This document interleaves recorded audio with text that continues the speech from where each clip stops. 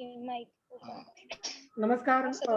आपण खऱ्या अर्थानं आज मानवी हक्क कायदा जनजागृती अभियान याच्यामध्ये आपण सामील झालेला आहात. आपला सर्वांचं मी स्वागत करतो. आणि आज आपण हे जॉईन होत असताना चव्हाण सर आपला हे जे आहे माईक आहे तो म्यूट करा. माईक माईक माईक हा ओके. मानवी हक्क क्षेत्रात कार्यरत होण्यासाठी खऱ्या अर्थानं मानवी हक्काचं सर्व मूलभूत हक्क आणि त्याचे संरक्षण कसं करता येईल या दृष्टिकोनातून आपल्या सगळ्यांना प्रयत्न करणं अपेक्षित आहे. आणि या क्षेत्रामध्ये कार्यरत होण्याकरिता कोणत्याही प्रकारच्या सांस्कृतिक, राजकीय, आर्थिक भेदभावाला थारा आणि स्थान या ठिकाणी नाही, असता कामाही नाही. त्याचबरोबर ती कायद्या सर्व समानतेचा हक्क, जीवन जगण्याचा हक्क, अभिव्यक्ती स्वातंत्र्य, शिक्षणाचा हक्क, स्वयंविकासाचा हक्क या दृष्टिकोनातून मानवी हक्काची संकल्पना आहे. आणि या संकल्पनाची या क्षेत्रामध्ये खऱ्या अर्थानं आता करिअर करता येऊ शकतं किंवा या मानवी हक्काची एक मोठी ज्ञान शाखा आता उपस्थित झालेली आहे.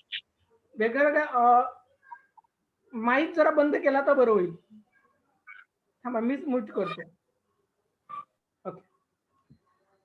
खऱ्या अर्थानं आता मानवी हक्काच्या दृष्टिकोनातून आपण जर पाहिलं, आवाज येतोय का माझा सगळ्यांना? ओके ठीक आहे.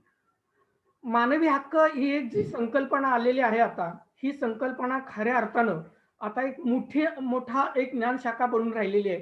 आणि या क्षेत्रामध्ये कार्यरत करण्यासाठी करिअरच्या खूप मोठ्या संधी आहेत. आता पोलिसांच्या दृष्टिकोनातून पोलिसांना पण मानवी हक्काच्या दृष्टिकोनातून साक्षर असणारे कार्यकर्ते हवे असतात. सगळेच पोलिसांना कायदे माहीत आहेत अशातला भाग नाही, किंवा बाल हक्काच्या दृष्टिकोनातून काम करत असणाऱ्यासाठी मोठी करिअरची संधी या ठिकाणी उपलब्ध झालेली आहे.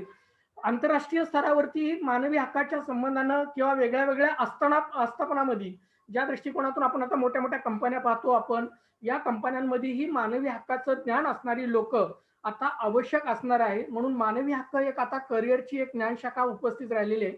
आणि म्हणूनच आता खऱ्या अर्थानं मानवी हक्काला एक प्रतिष्ठा प्रस्थापित करून देण्यासाठी आणि मानवी हक्कांना साक्षर असा समाज घडण्यासाठी आता फर्स्ट इयर, सेकंड इयर आणि थर्ड इयर याच्या काही विद्यार्थ्यांना मानवी हक्क एक वेगळा विषय अभ्यासक्रमामध्ये समाविष्ट करण्यात आलेला आहे. लॉ मध्ये समाविष्ट करण्यात आला आहे. विविध कॉलेजमध्ये डिप्लोमा कोर्सेस ही मानवी हक्काचे सुरू झालेले आहेत. आणि आता खऱ्या अर्थानं याची जागृती आपल्या सगळ्या कार्यकर्त्यांना व्हावी या दृष्टिकोनातून आपण हा कार्यक्रम आयोजित केलेला, या दृष्टिकोनाचं आपलं प्रशिक्षण असणार आहे. आता आपण पहिला जो चॅप्टर या ठिकाणी घेणार आहोत, या कार्यक्रमाचा पहिला विषय जो आपला असणार आहे तो विषय म्हणजे आपण आज सगळ्यात पहिल्यांदा मानवी हक्काच्या दृष्टिकोनातून आपण विषय समजून घेऊयात. आणि त्या दृष्टिकोनातून आपल्या अभ्यासक्रमाचा एक अभ्यासक्रम जो तयार केलेला आहे, हा अभ्यासक्रम हा तुम्हाला मानवी हक्क नेमके काय आहेत, मानवी हक्काचे प्रकार किती आहेत, मानवी हक्काची नेमकी संकल्पना काय आहे, आणि मानवी हक्काची उल्लंघन झाल्यानंतर जो मानवी हक्क आयोग अस्तित्वात आलेला आहे, या आयोगाची कार्यप्रणाली कशी आहे, त्याच्याकडे तक्रार कशी करायची, या दृष्टिकोनातून आपण या प्रशिक्षणाचा माध्यमातून हा आपण शिकणार आहोत. आणि हे शिकत असताना काही नोट्स तुम्हाला ठेवायचे आहेत, जेणेकरून तुम्हाला जे प्रश्न पुढे दिले जाणार आहेत या प्रश्नामध्ये तुम्हाला त्याच्यावरती उत्तरं देता येतील आणि खऱ्या अर्थानं हे प्रशिक्षण यशस्वीरित्या पूर्ण करता येईल. म्हणून तुम्हाला हे नोट ठेवायचे आहेत. आज जो आपला विषय आपण घेतलेला आहे, या विषयाच्या अनुषंगानं मी त्याची आपल्या ग्रुपमध्ये पण चर्चा केलेली होती, ग्रुपमध्ये पण तो विषय टाकलेला होता, पण किती जणांनी तो वाचलेला आहे माहीत नाही. तरीही मी पुन्हा एकदा आपल्या समोर तो विषय परत एकदा मांडतो आणि परत आपण त्याला सुरुवात करूयात.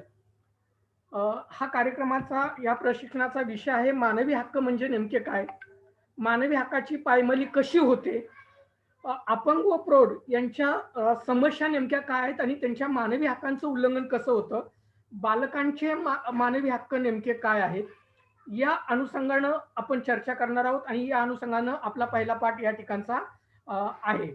आता याच्यामध्ये पहिले आपण या अभ्यासक्रमाची जर पहिले पॉईंट जर आपण घेतला तर या अभ्यासक्रमामध्ये पहिला पॉईंट आपला आहे मानवी हक्कांचे महत्व व आवश्यकता याची आता सर्वांनाच पुरेशी अशी जाणीव झालेली आहे.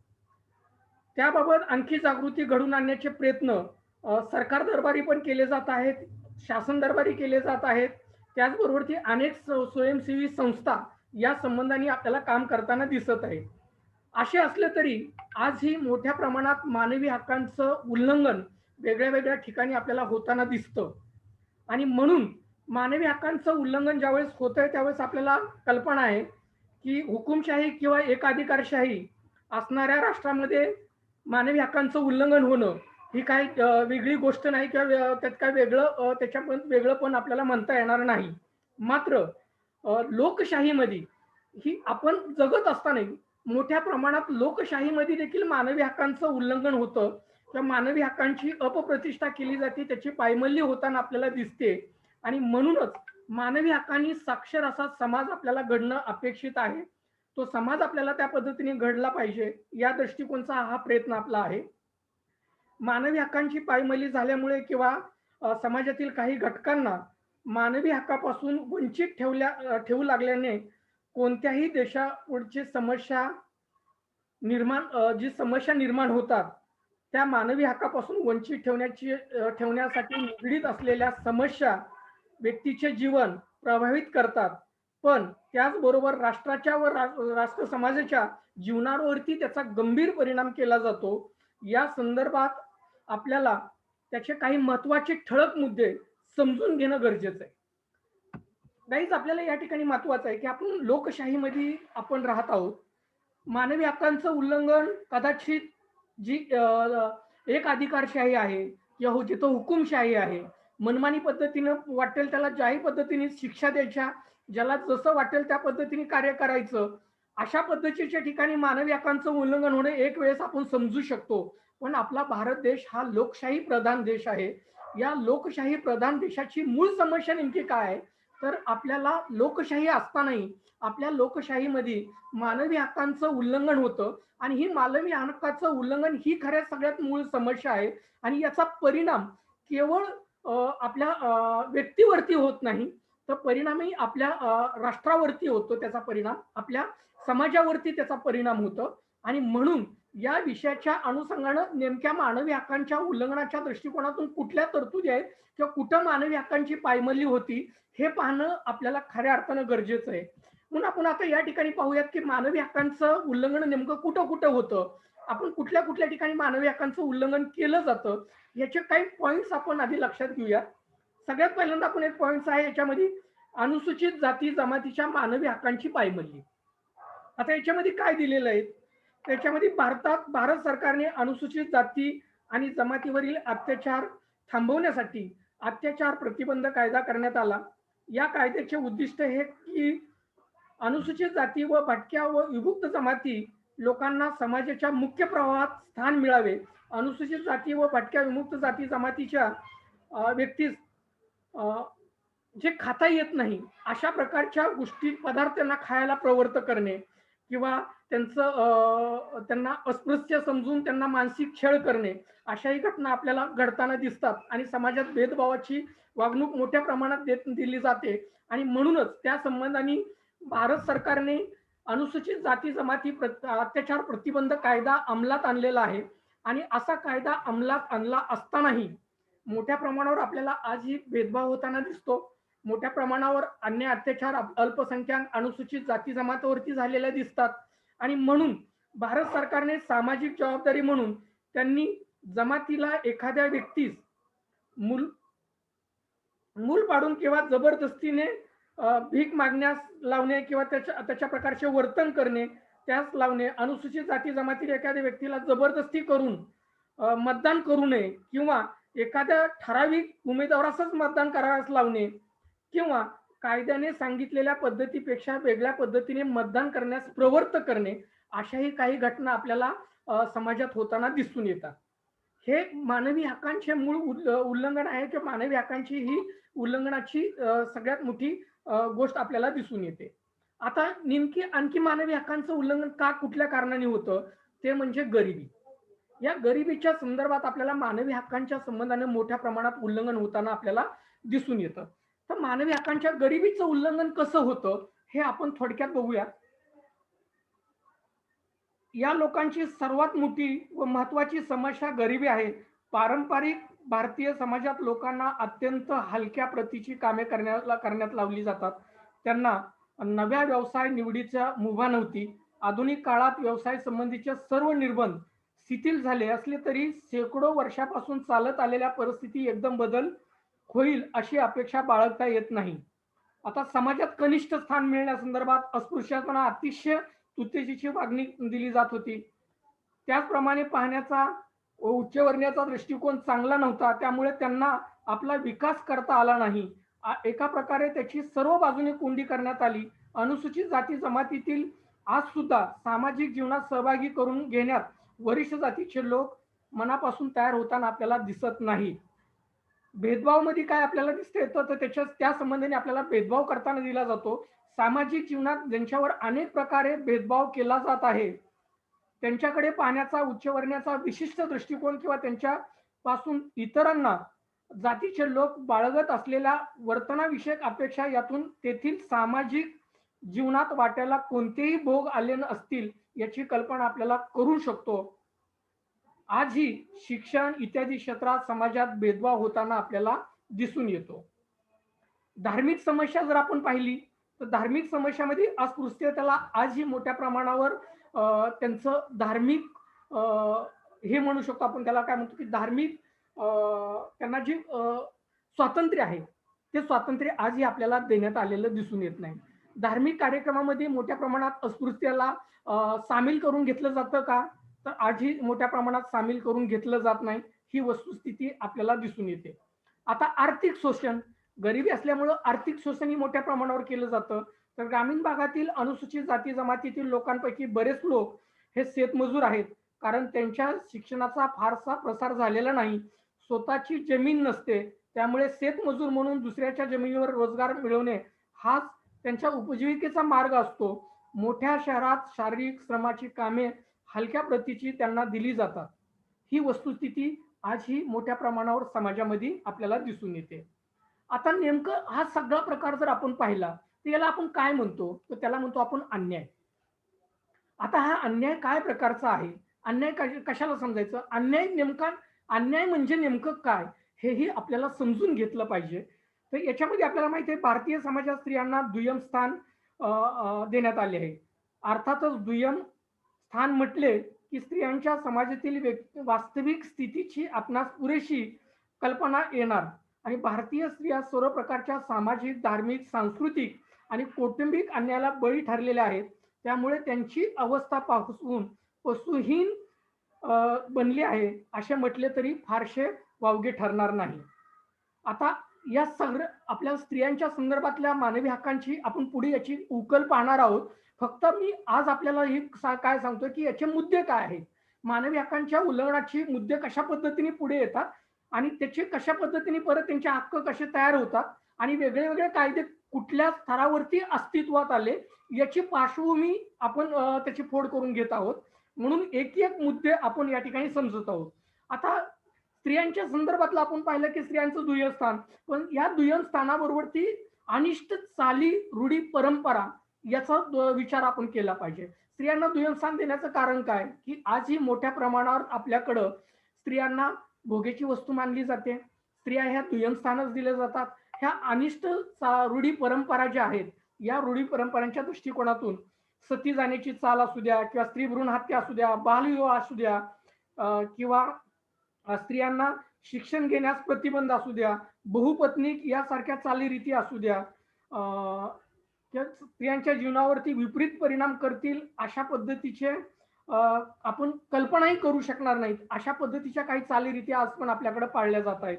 भारतीय समाजात धार्मिक व सामाजिक चालीरीती रूढीच्या बाबतीत अत्यंत कर्मठ समाज म्हणून ओळखला जातो. सामाजिक जीवनात प्रचलित असलेल्या सर्व अनिष्ट चालीरीती रूढीचे काटेकोरपणे पालन केले जात होते. या परिणामी त्यामुळे महिलांना सामाजिक, धार्मिक अन्यायाखाली अक्षरशः भरडून गेल्या होत्या. त्याची अवस्था अत्यंत दयनीय आहे आणि आजही मोठ्या प्रमाणात आहे. म्हणूनच याला आपण काय म्हणतो की इथं समतेचा अभाव आहे. बघा कायदे कसे कसे पुढे पुढे आपण जेव्हा चालत जातो ना एक एक प्रश्न पुढे पुढे उपस्थित होतो आपल्याला, त्याला आपण कशा पद्धतीने कायदे बनत गेलेले या दृष्टिकोनातून पार्श्वभूमी घेतोय आणि म्हणून मग इथं समतेचा अभाव आलेला आहे. आता या समतेचा अभाव काय होतो आपल्याला? इथं समता कशा पद्धतीने धरली जाते? तर आपल्याला आपल्या देशातील स्त्रियांच्या सामाजिक वस्तुनिष्ठ आढावा घेतला असता, तर आपणास अशा निष्कर्षापर्यंत यावे लागेल, की भारतीय समाजाने स्त्री-पुरुष समानतेचे तत्व आजही मनापासून स्वीकारलेले नाही. त्यामुळे आज 21व्या शतकातही भारतीय महिला अनेक प्रकारच्या गंभीर समस्याची झुंज द्यावी लागते आणि भारतीय पुरुषांच्या स्त्रियाकडे पाहण्याचा दृष्टिकोन अद्यापही पुरेसा झालेला नाही. आता आपण जर ह्या सगळ्या गोष्टी पाहिल्या, तर आज ही मोठ्या प्रमाणावर चालीरीती किंवा समाज या दृष्टिकोनातून स्त्रियांवरती होत असलेले अन्याय. मग हे अन्याय करत असताना पुढे आपल्याला संविधानिक दृष्टिकोनातून विचार करायला लागला किंवा कायद्याच्या कसोटीवरती चेक करायला लागलं, तर आपल्याला काय लागतं?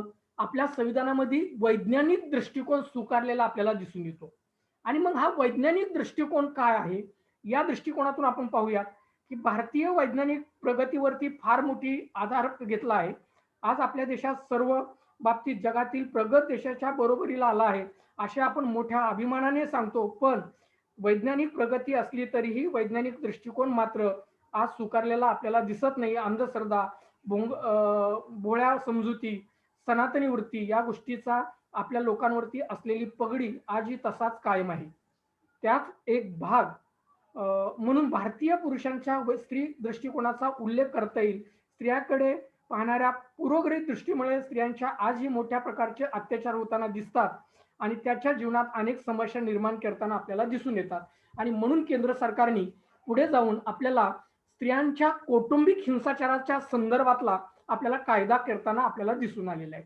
मुळात मानवी हक्कांच्या उल्लंघनाच्या हे जे तत्व आलेले आहेत, आपण या तत्वांचा एक एक शब्दांचा अर्थ कळत जर आपण पुढे गेलो, तर आपल्याला पुढच्या चॅप्टरमध्ये खऱ्या अर्थानं मानवी हक्कांची कशी सुरुवात झाली आणि मानवी हक्कानं ही संकल्पना कशी रुजली गेली आणि मानवी हक्कांच्या दृष्टिकोनातून त्याचं संरक्षण होण्यासाठी केंद्र सरकार आणि राज्य सरकार यांनी कशा पद्धतीने वेळोवेळी वेगळे कायदे करण्यात आले आणि त्या कायद्यांना संरक्षण कसं देण्यात आलं, या दृष्टिकोनातून आपल्याला पुढच्या चॅप्टरमध्ये याचा अभ्यास करायचा आहे. आजचा जो चॅप्टर होता, या चॅप्टरमध्ये आपण मानवी हक्कांच्या उल्लंघनाचे किंवा मानवी हक्कांची पायमल्ली आणि मानवी हक्कांचे उद्दिष्ट किंवा त्याचा प्रस्तावना काय होती, या दृष्टिकोनातून हा पहिला चॅप्टर आपण अभ्यास करत होतो. या पहिल्या चॅप्टरमध्ये आपण काय शिकलो किंवा आतापर्यंत आपल्याला कशा पद्धतीने याचं चर्चासत्र वाटलं किंवा आपल्याला काय लक्षात आलं, हे आपण आता या पुढचे 15 मिनिट आपण सर्वजण चर्चा करूयात.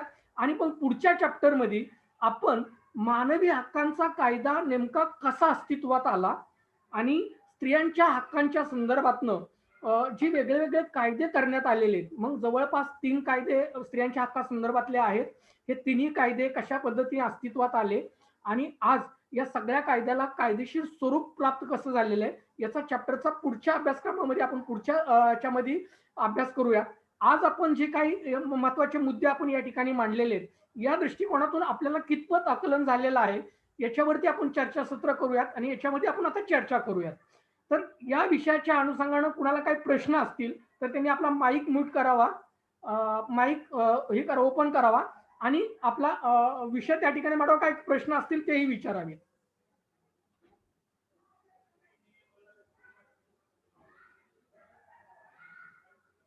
येस, बोला सर.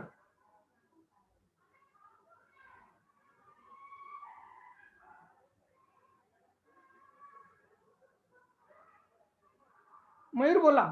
मयूर, आपल्याला काय प्रश्न आहे? कुणाला याच्यामध्ये कुणाला चर्चेमध्ये काही सहभागी व्हायचं असेल किंवा काय समजलं नसेल आता आपल्याला या पार्टमध्ये, तर आपण चर्चा करू शकतो की काय समजलेलं आहे आणि याच्यावरती मी तुम्हाला काय प्रश्न देणार आहे, याच्यावरती तुम्हाला उत्तरं द्यायची.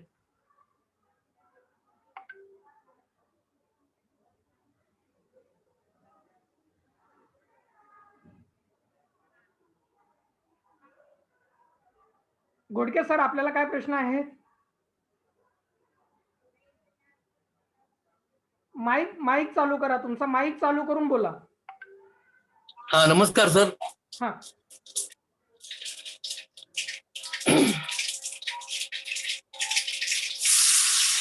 बोला बोला, तुमचा सलग प्रश्न विचारा घोडके सर.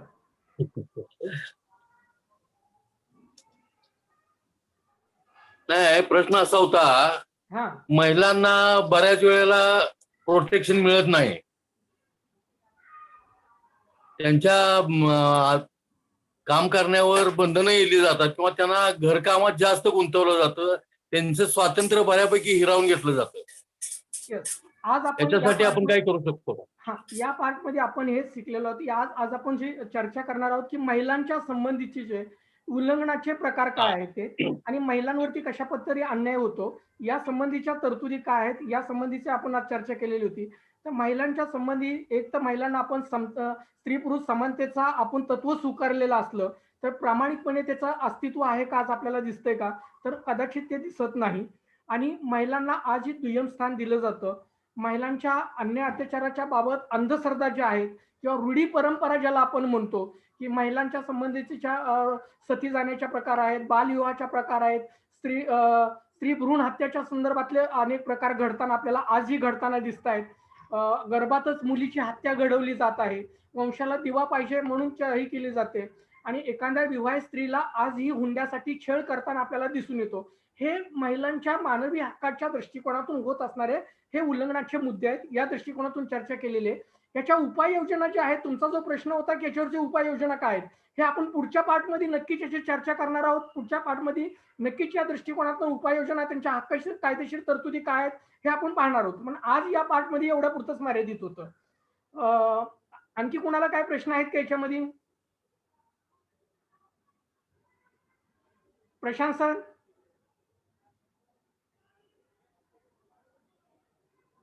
10 मिनिटाचा वेळ आहे आपल्याला. 10 मिनिटामध्ये आणखी आपल्याला चर्चासत्र करता येईल.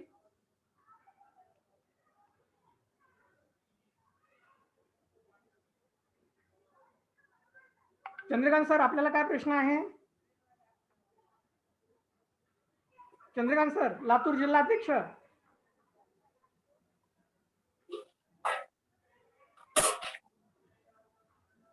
चंद्रकांत सर, आपला माईक चालू करून बोला.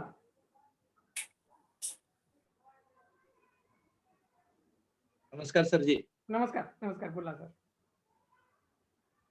काही नाही, आपल्याला या आताच्या या सेमिनारवरनं काही चर्चा करायचं असेल किंवा काही लक्षात आलं नसेल असे कुठले पॉइंट्स आहेत का? ऐकतोय सर. इतर काही कोणाला काही प्रश्न? प्रॉब्लेम आहे त्याच्यामध्ये काय आताच्या या सगळ्या सेमिनार मध्ये? एकंदरीत मित्रांनो, आज आपण जी चर्चा करत होतो तर ही सुरुवात आहे आपल्या या अभ्यासक्रमाची. हा एक मी वेगळ्या पद्धतीचा एक अभ्यासक्रम तयार केलेला आहे. मुळात मानवी हक्कांचे संरक्षण करावं, त्या मानवी हक्कांचा कायदा का अस्तित्वात आलेला आहे, त्याची सुरुवात कशी झाली या दृष्टिकोनातून एक एक शब्द, एक एक महत्वाचे पॉइंट घेऊन आपण पुढे जात होतो. त्यामुळं मानवी हक्कांची प्रस्तावना किंवा त्याची सुरुवात कशी झाली या दृष्टिकोनातून आज आपला हा चर्चेचा मुद्दा होता. आणि हे मुद्दा मांडत असताना आपल्याला सगळ्यांनाच कल्पना आहे की मानवी हक्क एक आता वेगळी ज्ञान शाखा निर्माण झालेला आहे. मानवी हक्काचा विषय केवळ आपला भारतापुरता मर्यादित राहिलेला नाही. हा मानवी हक्कांचा विषय आता हा आंतरराष्ट्रीय लेवलवरती जगभरात हा विषय अभ्यासला जातो. आणि या मानवी हक्काच्या दृष्टिकोनातून साक्षर झालेल्या समाजामध्ये किंवा तुम्ही जर याचं परिपूर्ण प्रशिक्षण घेतलं तर याच्यामध्ये करिअरच्या संधीही मोठ्या प्रमाणात उपलब्ध आहेत. या दृष्टिकोनातून आपला कार्यकर्ता हा साक्षर बनावा. शासकीय पातळीवरती याच्यामध्ये काउन्सिलिंगच्या ठिकाणी जसं तुम्ही आता मोठे मोठे शासकीय हॉस्पिटल्स आहेत, या हॉस्पिटलच्या ठिकाणीही मानवी हक्काचा ज्ञान असणारा त्या ठिकाणी काउन्सिलरची आवश्यकता त्या ठिकाणी भासते. आणि जर तुम्ही चांगलं प्रशिक्षण घेतलं तर एखाद्या मोठ्या मोठ्या हॉस्पिटलमध्ये काउन्सिलर म्हणून तुम्ही तिथं तुमचं करिअर म्हणून त्या ठिकाणी निवडू शकता. तिथं तुम्हाला चांगला रोजगारी त्या ठिकाणी उपलब्ध होऊ शकतो. त्याचबरोबर ती मानवी हक्काच्या दृष्टिकोनातून आपण काम करत असताना मानवी हक्कांचे नेमके उल्लंघनाचे मुद्दे कसे असतात, कुठले मुद्दे असतात, मानवी हक्काचे प्रकार कशा पद्धतीचे आहेत, किती प्रकार आहेत, मानवी हक्काचं कायदेशीर संरक्षण कुठलं आहे, या दृष्टिकोनातून अभ्यास व्हावा म्हणून हा कार्यक्रम आपण आयोजित केलेला होता. आजच्या मुद्द्यामध्ये आपण पाहिलेलं आहे की मानवी हक्कांचं नेमकी आर्थिक शोषण कशा पद्धतीने केलं जातं, तिथं मानवी हक्कांचं उल्लंघन होतं. धार्मिक समस्या नेमक्या काय आहेत, त्याचबरोबर ती भेदभाव कुठं केला जातो, समाजात कनिष्ठ आणि वरिष्ठ ही जी भावना आज आपल्यामध्ये आहे, या दृष्टिकोनातही मानवी हक्कांचं उल्लंघन होतं. दुसरं उल्लंघन किंवा पायमल्ली होण्याचं ठिकाण कुठलं आहे, का कारण आहे त्याचं प्रमुख, तर ती म्हणजे आज ही मोठ्या प्रमाणात असणारी गरिबी, हाही मानवी हक्कांचा मोठा उल्लंघनाचा विषय आहे. हे पुढच्या एक-एक पॉइंटला आणि त्याच्यात कायदेशीर त्याचं संरक्षण कसं झालेलं आहे, या दृष्टिकोनातून मी मुद्दा मांडणार आहे. त्याचबरोबर ती अनुसूचित जाती, जमाती, अ, अल्पसंख्याक यांच्या मानवी हक्क आणि अपंगाचे मानवी हक्क या संपूर्ण मानवी हक्काच्या दृष्टिकोनातून उद्भवणाऱ्या घटना आणि त्याचं कायदेशीर स्वरूप हे आपले मूळ आपल्या मानवी हक्कांच्या उल्लंघनाचे प्रकार आहेत आणि हिथंच खऱ्या अर्थानं मानवी हक्क उल्लंघन होतं आणि म्हणून पुढे याचं कायद्यात कसं रूपांतर झालं या संबंधाने आपण चर्चा करणार आहोत. आज या सगळ्या प्रकारामध्ये दोन प्रश्न मला तुम्हा सगळ्यांना विचारायचे आहेत आणि या प्रश्नाचं उत्तर आज मला तुमच्याकडनं आता हवं आहे. जर आता मी तुम्हाला प्रत्येक वेळेस सांगितलेलं आहे की आपण आज काय शिकलेलो आहे, तर मला सांगा, मी तुम्हाला प्रश्न विचारतोय आजच्याच या सगळ्या आपल्या चर्चासत्रावरनं, स्त्रियांच्या संबंधानं स्त्रियांचं मानवी हक्कांचं उल्लंघन किंवा स्त्रियांच्या संबंधाने जे उल्लंघन होण्याचे किंवा मानवी हक्कांचे पायमल्ली होती म्हणतो, त्याची नेमकी कारणं काय आहेत?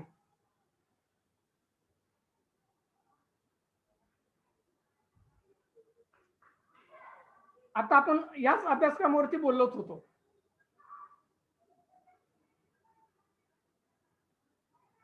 स्त्रियांच्या मानवी हक्कांचं उल्लंघन किंवा स्त्रियांवरती अन्याय होण्याची नेमकी कारणं काय आहेत? कुणाला सांगता येतील? आताच्या आपल्या चर्चासत्रावरच बोलायचंय.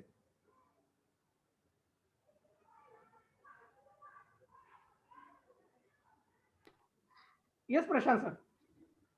हा सर, स्त्री पुरुष असमानतामुळे स्त्रियांवर जास्त अन्याय होतात. स्त्रियांना कनिष्ठ स्थान दिलं जातं बरोबर. पुरुषांच्या तुलनेने प्रत्येक ठिकाणी, प्रत्येक क्षेत्रामध्ये.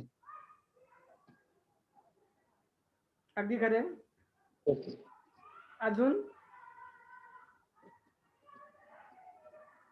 रूढी परंपरा ज्या आपल्या आहेत, या रूढी परंपरामुळेही स्त्रियांवरती अन्याय अत्याचार होतो. Yes Mayur sir.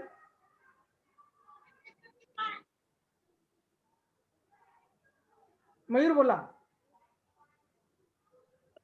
त्यांना सर गृहीत धरलं जातं, स्त्रियांना गृहीत धरलं जातं की तुम्ही असंच केलं पाहिजे, तसंच केलं पाहिजे. त्याच्यामुळे त्यांच्यावरती बर्डन येतं घरातनं, असे होतं असं मला वाटतं. Right right. स्त्रियांना गृहीत धरणं म्हणजे समानतेची वागणूक आजही आपल्याला स्त्रियांमधला देत आपल्याला दिसत नाही. यस बरोबर. यस पिलानी सर बोला. माईक चालू करून बोला. यस पिलानी सर बोला. माईक चालू करून बोला घाटे सर आपण. हा सर, स्त्रियांना जर कमजोर समजतात लोक, ही नाही पाहिजे आपल्याला. ओके. हा, बरोबर आहे का नाही? Yes yes. स्त्रियांना कमजोर समजतात आणि काही ठिकाणी असं असते की ते व्यवस्थित चांगलं केले, म्हणजे समजा ते बरोबर केले तरी त्याला चुकी म्हणून त्यांना ते मानतात त्यांच्या. राईट. बरोबर आहे का नाही? यस. बस हेच. अजून कुणी काय सांगू शकेल? यस गोडके सर बोला. हा, स्त्रियांनी बरोबर जरी काम केलं तरी त्याचा रिस्पॉन्स दिला जात नाही. जास्तीत जास्त खच्चीकरण केलं जातं की तुला काय समजतंय, तुला काय अनुभव आहे, असं बऱ्यापैकी करून समाजात जास्त रिस्पॉन्स मिळत नाही, दिला जात नाही घरच्यांच्याकडून. आणि केलेल्या कामाची पण पोचपावती किंवा रिस्पॉन्स मिळत नाही व्यवस्थित. ओके. आणि त्यामुळे त्यांना इच्छा असून सुद्धा एक्स्ट्रा काही करता येत नाही. ओके घाटे सर. तुला समजत नाही, तुला येत नाही, अशा पद्धतीनं टॉर्चर करून ते प्रेस केलं जातंय. हेच मी सांगत होतो, स्पष्टपणे सांगितलं बघ, आज मी सांगत होतो. बरोबर.